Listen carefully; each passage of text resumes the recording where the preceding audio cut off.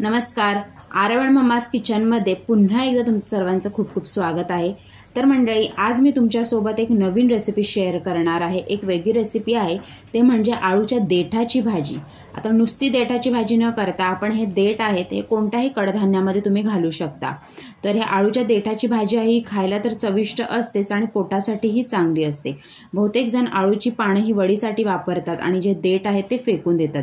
जर तुम्ही पण हे देठ फेकून देत असाल तर ही रेसिपी संपूर्ण बघा आणि तुम्ही सुद्धा ट्राय करा, तुम्हाला सुद्धा आवडेल. मस्त अशी ही चविष्ट भाजी होते या देठांची आणि शरीरासाठीही लाभदायक आहे.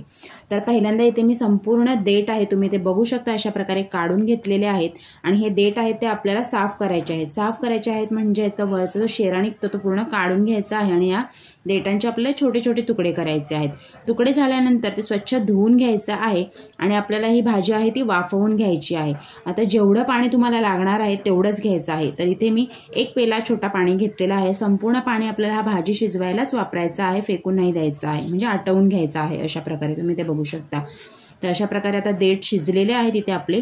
तर आता आपण हे देठ आहेत हे हिरवे जे वाटाणे आहेत त्यामध्ये घालणार आहोत. तर भाजीची फोडणी करायला घेऊया. त्यासाठी मी कढईमध्ये 2 मोठे चमचे तेल घेतलेलं आहे.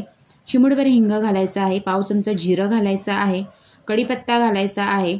7-8 लसणाच्या पाकळ्या चेचूनच घालायच्या आहेत. हिरवी मिरची सुद्धा घालायची आहे आणि एक मोठा कांदा बारीक चिरून घालायचा आहे. आता हा कांदा आहे तो छान मस्त असा परतून घ्यायचा आहे. कांदा परतून झाले की ह्यामध्ये आपण घालणार आहोत मसाले. तर मी अर्धा चमचा हळद घातलेली आहे आणि आमचा घरगुती आगरी मसाला 2 चमचे यामध्ये घातलेला आहे. तुम्ही मसाला इथे तुमचा जो तुम्ही वापरता घरात तोही वापरू शकता, म्हणजे जो थोडासा तिखट असेल तो मसाला तुम्ही यामध्ये घालू शकता. तर मसाले छान परतून घ्यायचे आहे आपल्याला आणि शिजवून घेतलेले आता देठ आपण यामध्ये घालतोय. ते घालून झाले की छान मस्त वरून खालून मिक्स करून घ्यायचं आहे आपल्याला. हे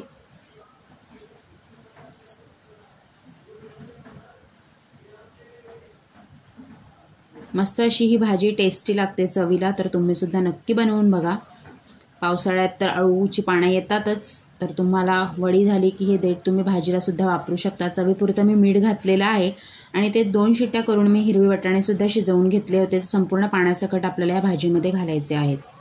तर तुम्ही ते बघू शकता, अशा प्रकारे मी वाटाणे सुद्धा घातलेले आहेत. मिक्स करून घेऊयात आता हे वाटाणे.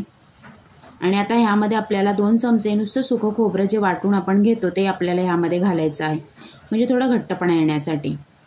तर तुम्ही ही भाजी सुकीसुद्धा करू शकता किंवा रस्सा भाजीसुद्धा बनवू शकता. तर इथे मी थोडासा रस्सा ठेवणार आहे या भाजीमध्ये. गरम मसाला घातलेला आहे मी पाव चमचा. मिक्स करून घ्यायचं आहे ते सुद्धा.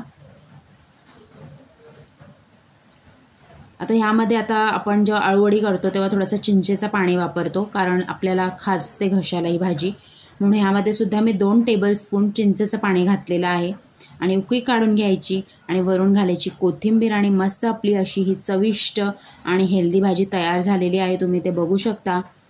तर तुम्ही सुद्धा ही भाजी कोणत्याही कडधान्यामध्ये घालून तुम्ही ही भाजी देठांची बनवू शकता. इवन तुम्ही ह्यामध्ये चणा डाळही घालू शकता, त्यामध्येही छान लागतात ही देठ.